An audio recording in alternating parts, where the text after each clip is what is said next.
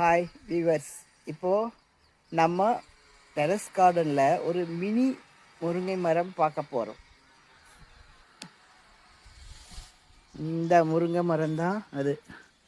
பாருங்கள், சின்ன தொட்டியில் தான் வச்சிருக்கு. ஆனாலும் நிறைய காய்கள் இருக்குது. பாருங்கள், நிறைய காய்கள், முருங்கைக்காய் நீளமாக தரையை தொட்டுட்டு நீளமாக இருக்குது இந்த முருங்கைக்காய்கள். உங்களுக்கும் இந்த மாதிரி முருங்கைக்காய் வரணும்னா ஒரு கப் தண்ணியில் அரை டீஸ்பூன் பெருங்காயத்தூள் கலந்து போட்டால் நிறைய பூ வரும், காய்களும் இது மாதிரி நிறைய வரும். ஓகே.